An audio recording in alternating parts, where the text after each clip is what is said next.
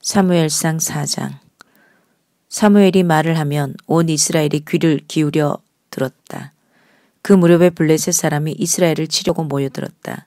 이스라엘 사람은 블레셋 사람과 싸우려고 나가서 에벤에셀에 진을 쳤고 블레셋 사람은 아벡에 진을 쳤다. 블레셋 사람이 전열을 갖추고 이스라엘 사람을 치자 치열한 싸움이 벌어졌다. 이스라엘은 이 싸움에서 블레셋에게 졌고 그 벌판에서 죽은 이스라엘 사람은 4,000명쯤 되었다. 이스라엘의 패전병들이 진으로 돌아왔을 때에 장로들이 말하였다. 주님께서 오늘 우리가 블레셋 사람에게 지도록 하신 까닭이 무엇이겠느냐. 실로에 가서 주님의 언약궤를 우리에게로 모시다가 우리 가운데에 있게 하여 우리를 원수의 손에서 구하여 주시도록 하자. 그래서 이스라엘 백성이 실로로 사람들을 보냈다. 그들이 거기 그룹들 사이에 앉아 계시는 만군의 주님의 언약궤를 메고 왔다. 하나님의 언약궤를 가져올 때에 엘리의 두 아들 홈리와 비니아스도 함께 왔다. 주님의 언약궤가 진으로 들어올 때에 모든 이스라엘 백성이 땅에 진동할 정도로 크게 환호성을 울렸다.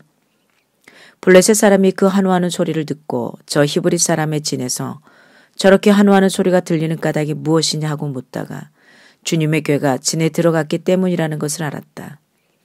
블레셋 사람이 두려워하면서 말하였다. 이스라엘 진에 그들의 신이 들어갔다. 그래서 그들은 외쳤다. 이제 우리에게 화가 미쳤다. 일찍이 이런 일이 없었다. 우리에게 화가 미쳤는데 누가 저 강력한 신의 손에서 우리를 건질 수가 있겠느냐. 그 신들은 광야에서 온갖 재앙으로 이집트 사람을 쳐서 죽게 한 신들이다. 블레셋 사람들아 대장부답게 힘을 내어라. 그렇지 않으면 히브리 사람이 우리의 종이 되었던 것처럼 우리가 그들의 종이 될 것이다. 너희는 대장부답게 나가서 싸워라. 그런 다음에 블레셋 사람이 전투에 임하니 이스라엘이 져서 제각기 자기 장막으로 달아났다. 이스라엘은 이때에 아주 크게 져서 보병 3만 명이 죽었다. 하나님의 궤를 빼앗겼고 엘리의 두 아들 홈리와 비니아스도 이때 전사하였다. 어떤 베냐민 사람이 싸움터에서 빠져나와 그날로 실로에 이르렀는데 슬픈 나머지 옷을 찢고 머리에는 티끌을 뒤집어 쓰고 있었다.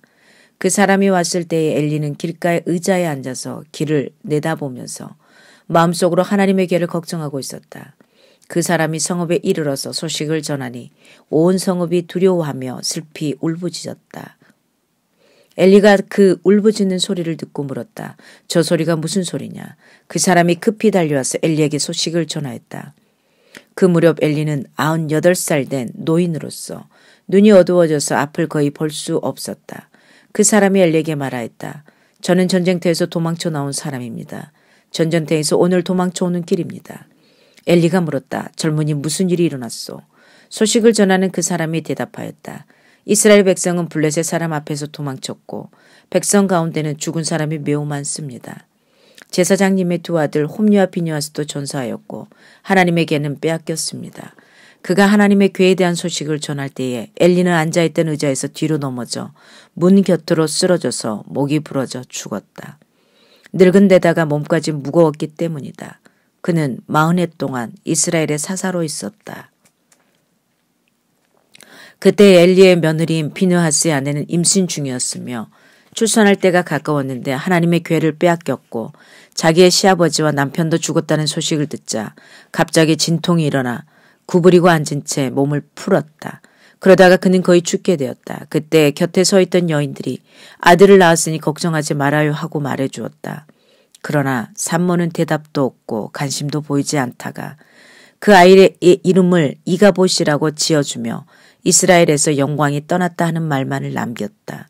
하나님의 궤를 빼앗긴 데다가 시아버지도 죽고 남편도 죽었기 때문이었다. 거기에다가 하나님의 궤까지 빼앗겼기 때문에 이스라엘에서 영광이 떠났다고 말했던 것이다.